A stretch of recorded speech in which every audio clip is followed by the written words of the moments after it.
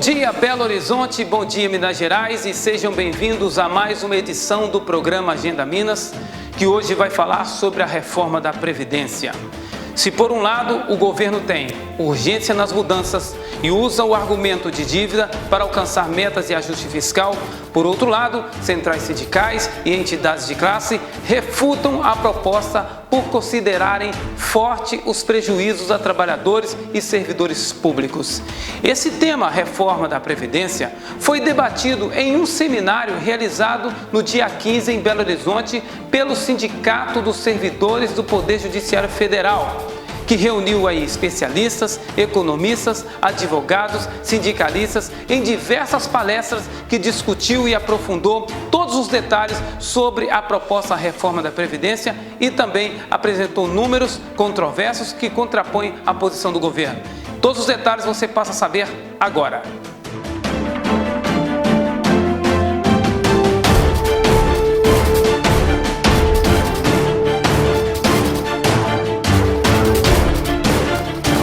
De acordo com o palestrante advogado Roberto de Carvalho Santos, que é especialista em direito previdenciário e também presidente do Instituto de Estudos Previdenciários do IEPREV, o governo mente ao falar que a Previdência está falida.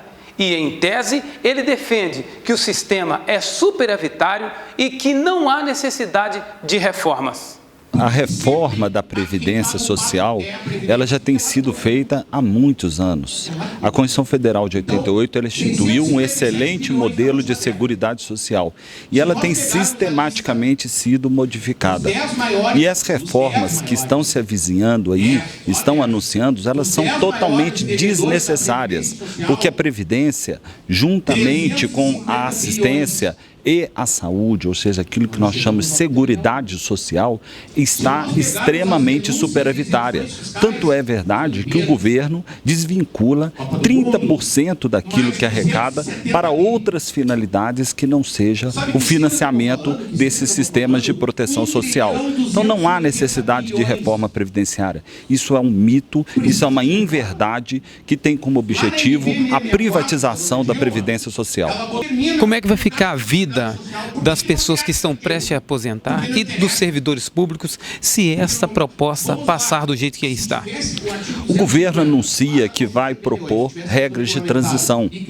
Entretanto, essas regras de transição elas já foram criadas pela Emenda 20 e pela Emenda 41, quando alterou substancialmente a previdência do servidor público. Então, como vão se criar novas regras de transição sobre as regras de transição que já estão em vigor? Então, é muito preocupante, não há ainda uma sinalização concreta do que vai ser proposto. Já está tudo pronto, mas não foi ainda apresentado. Então, é preciso que haja uma mobilização muito grande, de forma prévia e de forma imediata, para que essa reforma não suprima, inclusive as regras de transição que já foram previstas na Emenda 41 e na Emenda 20. A população tem recebido aí, e parece uma grande parte, vem até aceitando o argumento sobre dívida, déficit, e que tem muito brasileiro aposentado aí novo. Mas a realidade não é essa, né? A realidade não é essa. A média da aposentadoria do brasileiro, existem sim pessoas que aposentam mais cedo. Por quê? Porque existe a chamada, por exemplo, aposentadoria especial. Quem trabalhou em área insalubre, 25 anos exposto a agentes nocivos, ruídos acima de 85 decibéis, elas aposentam mais cedo. Existem pessoas que começaram a trabalhar aos 14 anos, 12 anos de idade e vão aposentar mais cedo. Mas a maioria do brasileiro, a média da aposentadoria, em torno de 58 anos. Então não é uma idade completamente estapafúrdia, considerando a nossa expectativa de sobrevida. Porque nós não temos uma longevidade como os europeus. Então a média das aposentadorias, ela não chega a pouco mais de R$ 1.200 do regime geral de previdência social, especialmente. Então no regime próprio já tem a idade mínima de 55 anos para a mulher e 60 anos para o homem. Então essa idade idade, e no âmbito do regime geral, como eu disse, a média da aposentadoria é em torno de 58 anos. Então, o brasileiro não está aposentando de forma precoce. Existe um ou outro que aposenta, seja porque estavam trabalhando em condições especiais, seja porque começou a trabalhar muito cedo e completou o tempo de forma mais precoce. Mas a realidade demográfica desmente esse discurso oficial. Outro palestrante desse evento foi o auditor fiscal da Receita Federal e também vice-presidente da Associação Nacional dos Auditores Fiscais da Receita Federal, que é o Dr. Décio Lopes. Em sua palestra, ele apresentou números comprovando que o sistema é superavitário, porém mal gerido. O especialista em contas e dívidas públicas garantiu que a Previdência brasileira pode pagar um valor justo a aposentados e também concluir e melhorar os seus benefícios.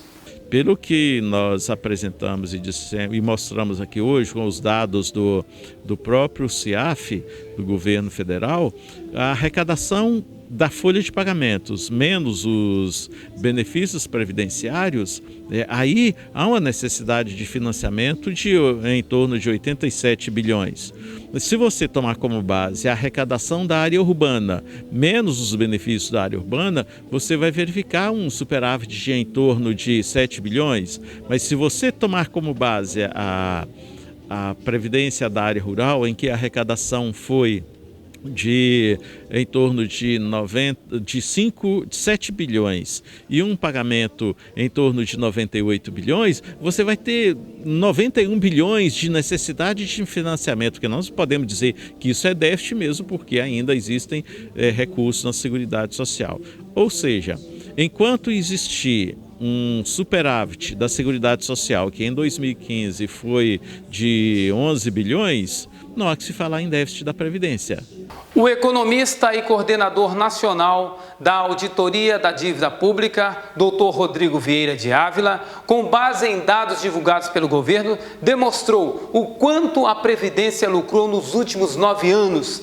Ele diz que há um acúmulo de 650 bilhões de lucros líquido. O economista também destacou a importância de democratizar o conhecimento sobre a realidade financeira do país.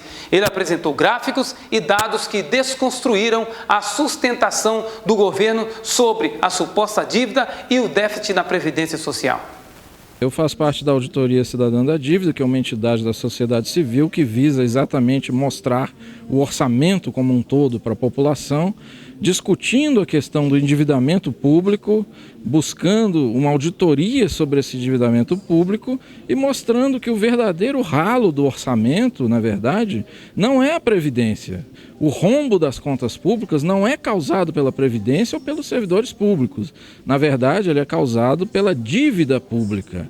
O governo vem com esse discurso de déficit, ele fabrica esse déficit. Na verdade, na Previdência do setor privado, que é o INSS, ela está inserida na Seguridade Social, criada, né, pela Constituição de 88, e que inclui também as áreas de assistência, previdência e saúde. E nesse conjunto, na Seguridade Social, existem outras fontes de receita também, como a CSLL e COFINS, que são desprezadas pelo governo, que omite essas receitas para fabricar o déficit. Quando a gente considera essas receitas, verificamos que houve um superávit na Seguridade Social de 2015 de mais de 11 bilhões de reais. E na Previdência do Servidor Público também o déficit é fabricado por um processo de desmonte do Estado nas últimas décadas, que não foi repondo os servidores que foram se aposentando e, obviamente, que a partir daí não se gera contribuições dos servidores na ativa capazes de cobrir todas as aposentadorias e pensões. Mas nos órgãos onde houve algum tipo de reposição, não ideal, mas algum tipo de reposição, como no Judiciário, por exemplo, existe superávit. No Poder Judiciário existe superávit da Previdência do Servidor Público. Agora, então é uma questão de repor o pessoal que está se aposentando, colocando mais gente na ativa exatamente para equilibrar o sistema. Então, na verdade, é uma questão política, não existe déficit. Existe uma vontade de tirar direitos da população para continuar beneficiando o setor financeiro, que ganha mais de 40% do orçamento na dívida pública. O Dr. Rodrigo Ávila finalizou mostrando que quase da metade dos rendimentos da aplicação da dívida interna são destinados aos bancos e investidores estrangeiros. Para ele, o governo paga juros altos para os aplicadores, causando aí o endividamento público. Ávila não poupou críticas e destacou que o tesouro do governo deve ser o instrumento do Estado para investir nas áreas de interesse da população e não deve ser um instrumento de lucros para o setor financeiro.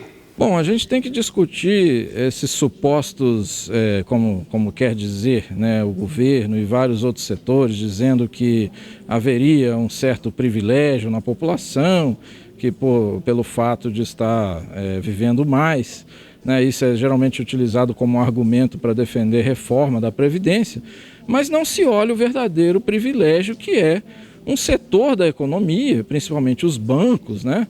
O setor financeiro, grandes investidores, que recebem mais de 42% do orçamento geral da União, né? Por meio do quê? Do pagamento de juros e amortizações de uma dívida que sequer foi auditada. A Constituição manda que seja feita uma auditoria nessa dívida, mas até hoje não foi feito. E como não foi feito, nós ficamos aí com cerca da metade do orçamento destinado para essa finalidade, para enriquecer os que já são muito ricos, né, porque os bancos lucram muito, né? Então é preciso a gente verificar quais são as prioridades do país, né? Se a prioridade do país é enriquecer os muito ricos, é óbvio que vai se dizer sempre: a população está envelhecendo, então tem que tirar os direitos dessa população. Não, na verdade nós temos que discutir os verdadeiros privilegiados, que são os detentores do capital financeiro, que aqui no Brasil se locupletam, ganhando um juros estratosférico, né? O governo paga esses juros para os rentistas, né? Uma dívida que nunca foi auditada. Então, é preciso fazer uma auditoria sobre essa dívida, verificar de onde ela surgiu, como é que pode um país gastar metade do seu orçamento com juros e amortizações da dívida. Isso tem que ser investigado.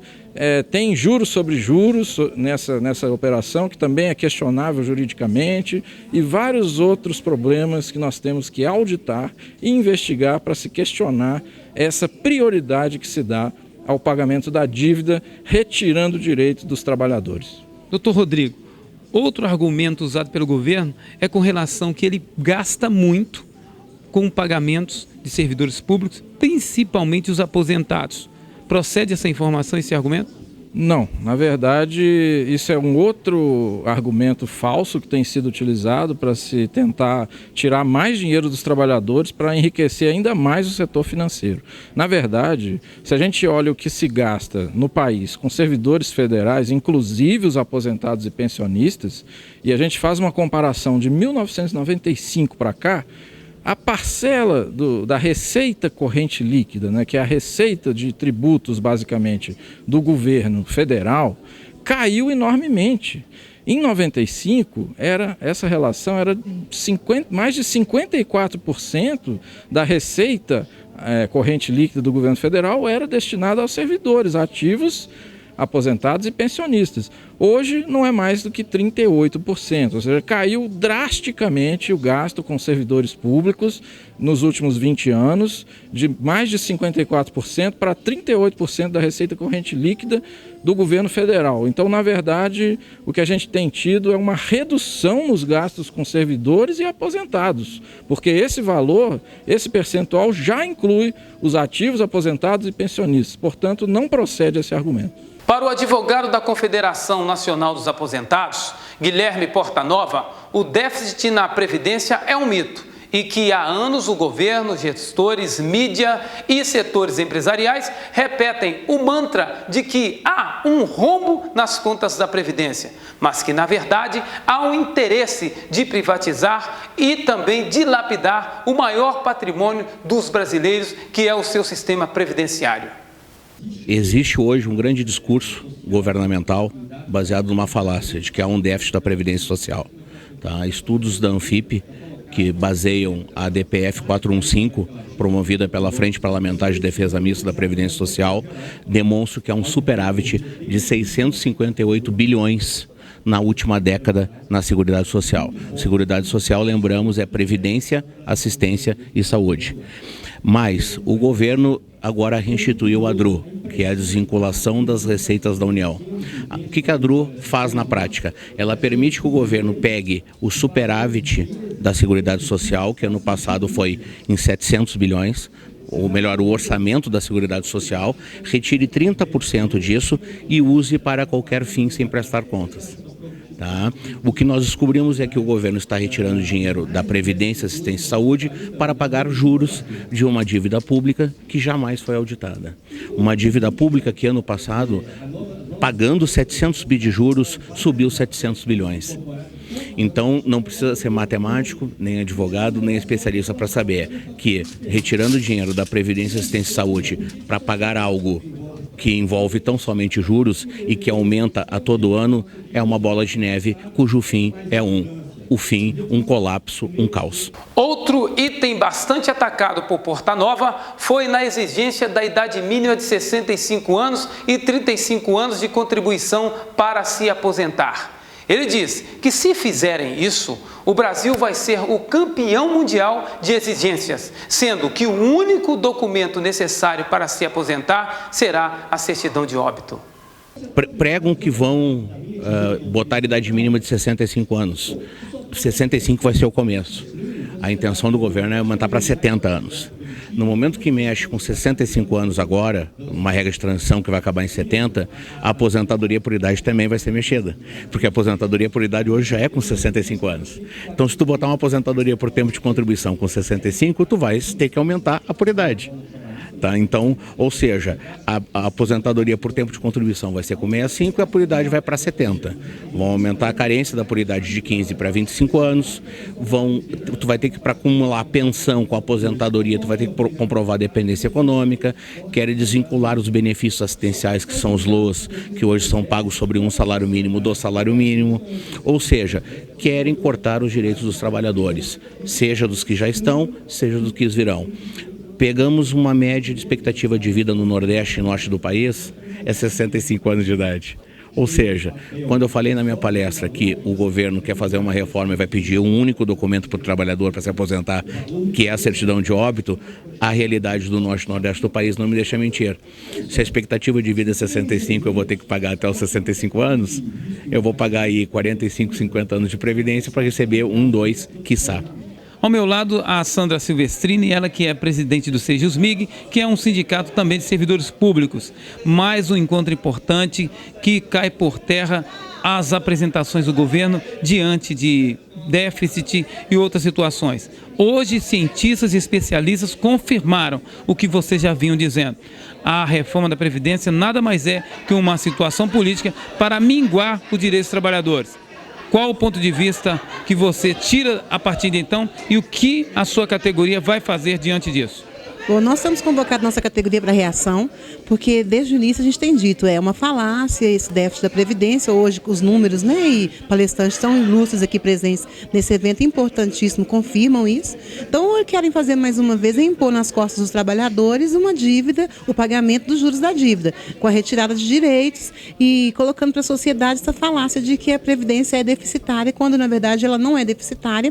E tudo que se está fazendo agora, todo o esforço, seja em torno da PEC 241, seja da reforma da Previdência, é todo o esforço da sociedade que paga os seus impostos para, em vez de ela ter bons serviços, né, públicos prestados a ela que recolhe os impostos, em vez disso, o que se pretende agora é que todos esses recursos que se é arrecadado sejam direcionados para pagamento de juros da dívida pública, ou seja, para enriquecer quem já é rico. O coordenador-geral do Citraeng, servidor do TRE, Sandro Lúcio Pacheco, destacou que a proposta de reforma da Previdência que está na mesa do presidente Michel Temer é um verdadeiro confisco aos salários dos servidores. Isso porque pretende elevar de 11% para até 20% o valor da contribuição dos servidores. O governo apresenta a Previdência como forma deficitária, né, que traz rombos aos cofres públicos, e na verdade a gente sabe que não há esse rombo. Isso aí é feito uma maquiagem nesses dados aí. Então, assim, a Previdência do servidor, em especial, não é deficitária. Então, a gente tem que deixar bem claro para a população, para os servidores, que a Previdência não é deficitária e que isso aí, na verdade, vai haver um confisco dos salários dos servidores, porque vai se alterar a alíquota de contribuição, a alíquota que hoje que é de 11%, que é uma alíquota relativamente alta, estuda-se passar até para o valor de 20% da contribuição do servidor. Ou seja, então a gente tem que chamar a atenção da população e dos próprios servidores para os prejuízos advindos dessa possível reforma. O palestrante Dr. Anderson Avelino, mestre em Direito Público e também presidente da Comissão de Direito Previdenciário da OAB Mineira, pontuou duas questões. A primeira envolvendo o suposto déficit. A segunda sobre o regime diferenciado dos servidores públicos, que ao longo dos anos vem sofrendo várias retiradas de benefícios e definhando cada vez mais o direito deles. Bom, na verdade, a discussão passa sempre por um pano de fundo de um déficit da Previdência, quando, na verdade, esse déficit da Previdência, ele, na minha opinião, ele não existe da maneira como está sendo veiculada pelo governo federal. Então, a primeira questão mais importante é desmistificar esse déficit da Previdência. E a segunda questão é importante que mostre isso para os nossos parlamentares e também mostre que a forma de exercício do trabalhador do regime próprio, ou seja, do servidor público, é diferente da iniciativa privada. Vários direitos que os trabalhadores da iniciativa privada têm, os servidores públicos não têm. Então é importante também que fique bem claro que ao longo de vários anos tem existido várias pequenas reformas da Previdência que têm retirado constantemente direitos dos servidores públicos, principalmente do ponto de vista previdenciário. Ao meu lado, Vilmar Miranda, ele que foi um dos que compôs esta última mesa. Vilmar, a realidade é bem ao contrário do que o governo prega, com relação a déficit, com relação a mudanças urgentes para que a Previdência venha sobreviver. Essa informação foi muito contestada ali agora. De fato, todo o movimento que nós vemos hoje realizado pelos governos, né, desde a promulgação da Constituição do Brasil de 88 até hoje, foi no sentido contrário de realizar aquilo que se entende de previdência social de fato. Todos os movimentos, toda a falácia relativa a déficit, que a gente sabe que não corresponde à realidade, nós tivemos a oportunidade de ver desconstruído nesse evento, com base científica suficiente para nos dar argumentos para nos contrapor em todas as ações, em todos os movimentos que necessariamente precisamos fazer. Eu, em particular, retornando para o estado do Espírito Santo, né, pretendo já mobilizar toda a categoria para fazermos uma resistência forte contra esse movimento de aviltamento do direito do trabalhador.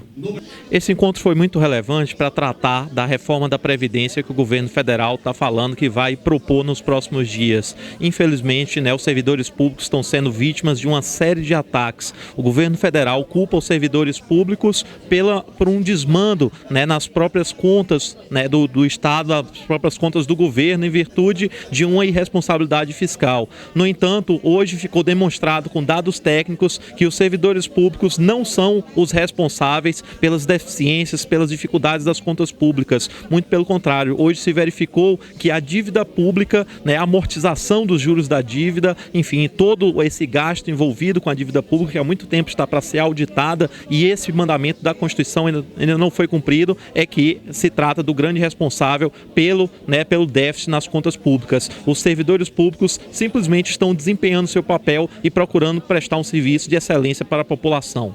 A Constituição de 88, ela previu uma idade mínima para a aposentadoria das mulheres, que era abaixo dos homens, e a razão disso era a dupla jornada de trabalho e a remuneração abaixo dos homens, mesmo quando realizando a mesma função e cargo. Essa situação ela ainda existe no Brasil. Apesar disso, com argumento hipócrita, o governo tem proposto aí nivelar as idades de homens e mulheres como idade mínima de aposentadoria em 65 anos. Que é um absurdo. Um absurdo completo, porque a situação de desigualdade que se verificou em 88, ela persiste até hoje. A mulher ela chega a trabalhar 18, 19 horas a mais do que o homem, na média, é dado do IBGE, o mais recente, em função do trabalho doméstico e do cuidado de filhos. O evento também contou com a presença da presidente da Comissão de Direito Previdenciário da OAB de Juiz de Fora, que destacou que a proposta de mudanças na Previdência prejudica os trabalhadores e favorece o capital, e que se faz necessário conscientização, pois quem mais vai sofrer é a grande massa dos trabalhadores. O que tem que fazer prevalecer é o que de fato está na Constituição Federal. É a garantia dos direitos sociais, seja através da Seguridade, custeio da Seguridade Social, que hoje vem se falando sem coerência, de que há um déficit da Previdência, quando na verdade não existe. Há estudos comprovados matematicamente de que há superávit, tanto que em 2014 foi computado um superávit de mais de 50 milhões de reais. Então, o que se tem que fazer prevalecer, tanto nos movimentos sociais quanto na luta pela prevalência dos direitos sociais, é sim a proteção a esses trabalhadores, é a grande massa e é quem mais vai sofrer caso haja uma reforma da Previdência, como está pretendendo. Se a proposta for aprovada, nós teremos uma situação de prejuízo efetivo, concreto no sistema de aposentadoria, que fará com que os servidores públicos venham a trabalhar com um período maior do que aquilo que ao longo do tempo contribuíram.